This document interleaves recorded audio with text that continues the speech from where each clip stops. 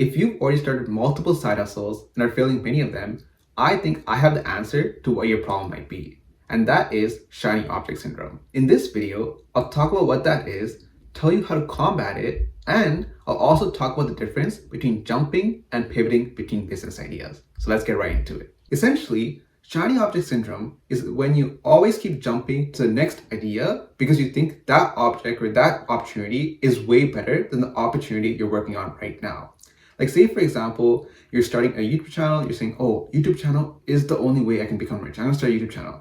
Then all of a sudden, someone's talking about drop shipping. And you're like, you know what? This YouTube channel, it's not working that well. I think drop shipping is the way to go. So you decide, okay, you know what? I'm gonna forget about this YouTube channel. I'm gonna go all in on drop shipping. And then 1 year later, you're like, you know what? Drop shipping, it's not working. Let's go try day trading. You keep jumping from ideas to ideas, and that's the concept of shiny object syndrome. As I already mentioned, for you to see results when building a side hustle or business, it's going to take a lot of time. You're essentially following this curve that looks like this, right? You're investing a lot of time in the start of the project, hoping that you get exponential returns later. If you always just start the project, put a lot of effort, get to this point and give up, then you're never going to ever get to the point where you see results. You have to be able to persist in that idea for you to even see results eventually and make your side hustle or business work. Now, shiny object syndrome is where you're jumping between ideas, right? You're jumping between YouTube, drop shipping, this next app that you're building, this day trading. You're jumping between completely different things. But in businesses,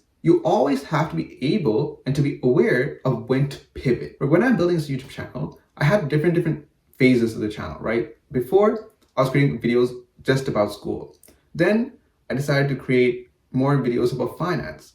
Now I'm pivoting towards a longer style of videos, kind of going in depth into content because I feel like that provides more value. I'm looking at the opportunities that exist. I'm trying to pivot to improve my product and service I'm providing. So that's the difference between pivoting and jumping.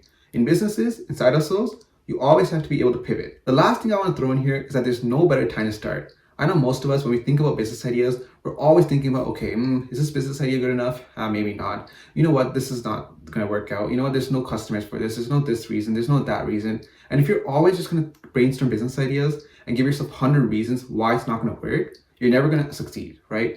If you have a business idea, you've gone through these principles, you think it's going to work, I would recommend go for it. You have to take action. You have to actually feel and get a gist of what you're doing for you to actually pivot and understand what to do. In my personal opinion, the concepts that I talked about in this video kind of fit in this bigger picture of becoming rich. And if you're someone who wants to become rich, who wants to build a successful side hustle or business, who wants to achieve financial freedom, what I want you to do is scroll down to the comments and click on the link in my pinned comment, because that link is going to take you to an in-depth video about how to build a successful side hustle or business.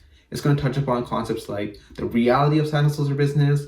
It's going to talk about why you want financial freedom in the first place, compare different ways to getting to financial freedom and becoming rich. And I'm sure that video is going to be super useful for you. So make sure to check that out. And with that being said, thank you for watching. I'll see you next time.